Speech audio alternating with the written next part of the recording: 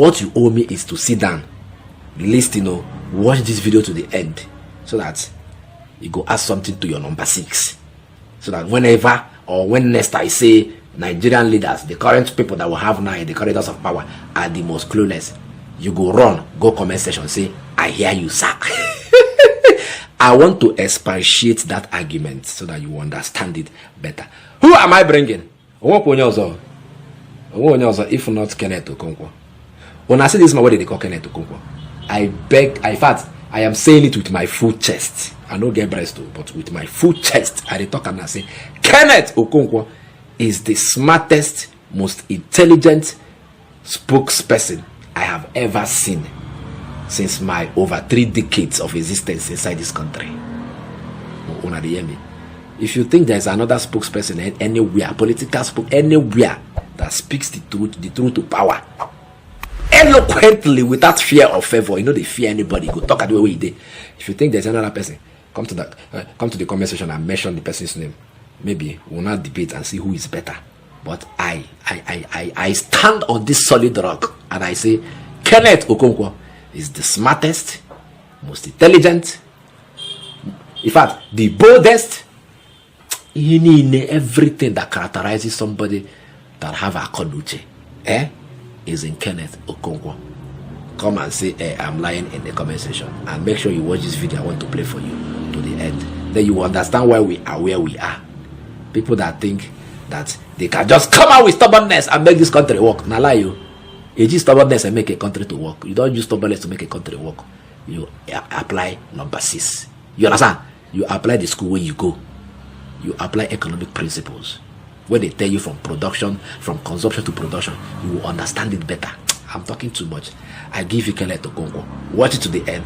Come to the comment section and tell me that the crop of leaders that we have now occupying the corridors of power are not clueless. Whether if we allow them to stay there for 8 years, whether this country could good. Hear from Kenneth Okonkwo. It is not only hardship, it is hunger and hardship. The only thing that is worse than insecurity is hunger. People killed Jesus Christ for mankind, and he forgave.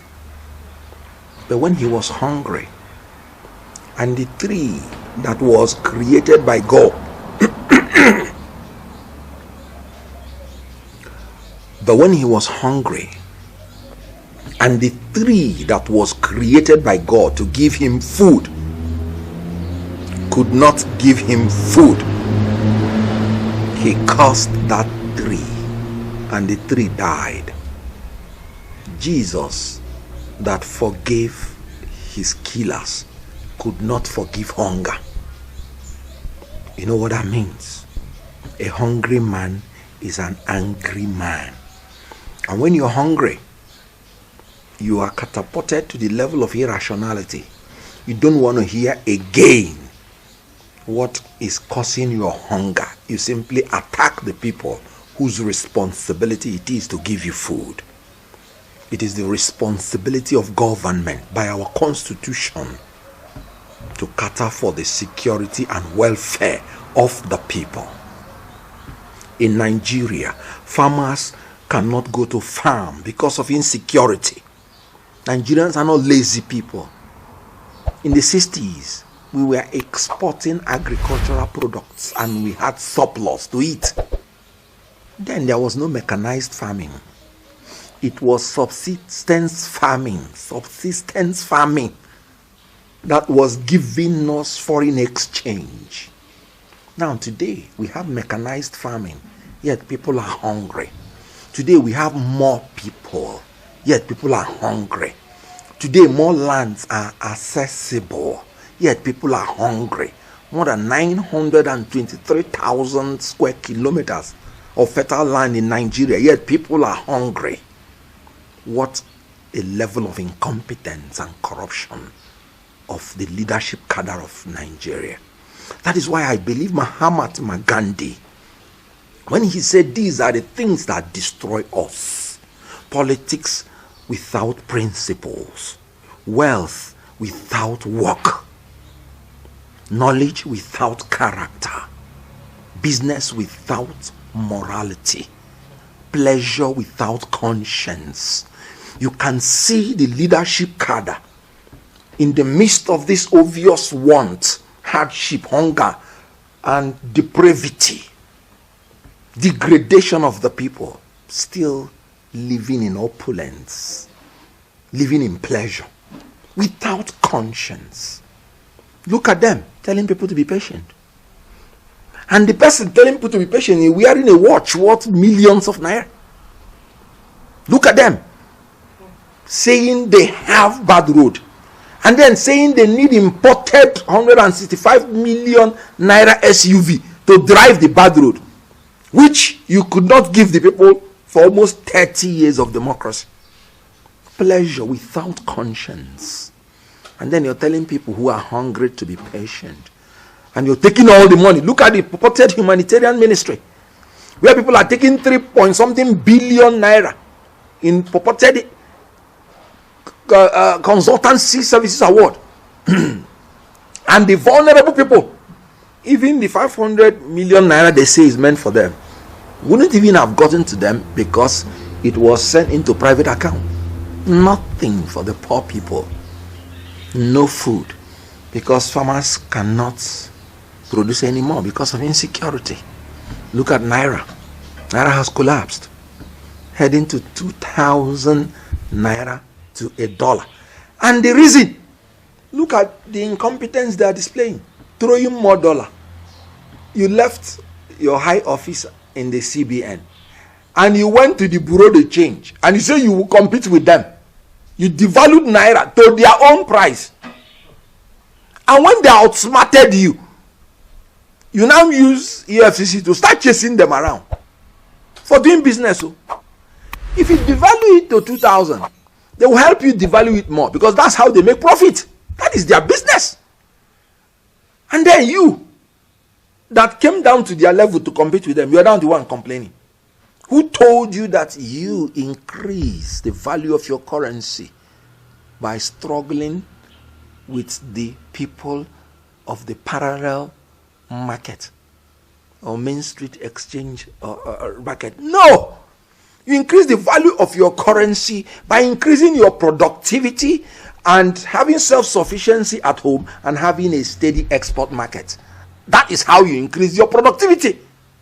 Not throwing dollars to the market and you joining. As a matter of fact, the CBN in Nigeria now is the greatest parallel market operator, because they left their policies that will show up the value of naira, and they are now trading with them, thinking if you saturate the market with dollars, then the price will come down. No. If you're bringing your dollars, they are absorbing it, because that's what they trade in. That's what gives them profit. And they'll give you your naira, which is now worthless. And it will continue to bring down the value of naira. When you are a corrupt society, the CBN governor told you that $2.4 billion of forex is a hoax, meaning it's fake.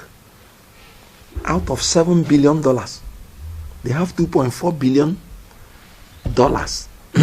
that would have been paid to people without doing anything. That is what is killing the naira. You can imagine $2.4 billion that you paid to somebody without productivity. Change it to naira. That's more than 2 trillion naira without work. That is wealth without work. That is what is killing us. Corruption. People are making money without wealth. I told you about, in this government, 3-point-something billion naira. Consultancy service award. No work. You're telling people to give you the names of poor people and you're paying them 3-point-something billion. And the poor people, you are not paying them anything. No work. That 3-point-something billion will be used to purchase dollars. To be used. All those corruption that the governors are doing, local government chairmen, the ministers, and then the president, embarking on an unending trip abroad seeking for investors. He's spending dollars only. When he goes with that large entourage, dollars, and coming down empty-handed, that is what is making the dollars to appreciate. More than 200 powerful companies in Nigeria have left Nigeria since APC came to power. And you say you're running around spending our dollars searching for investors. Who is going to come into a country where there is no security, where there is no electricity, where there is no fuel? Do the first things first. Security, power in terms of electricity and fuel and all the engine propelling products. Then macroeconomic policy. The naira has to be stable. You fix it at its value and make policies to make sure you support the value. That is when people will start taking you seriously. Power is the ability to do work. You don't have power, you don't have security, and you're telling people to come and do what?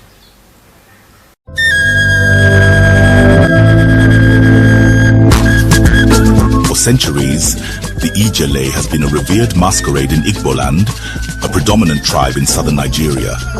The Ijele is a grand spectacle that commands respect, awe, and celebration. Today, Innoson Vehicles brings you the Ijele in a new form. A majestic, robust, and monolithic pickup truck designed to leave an indelible mark in the annals of automotive history.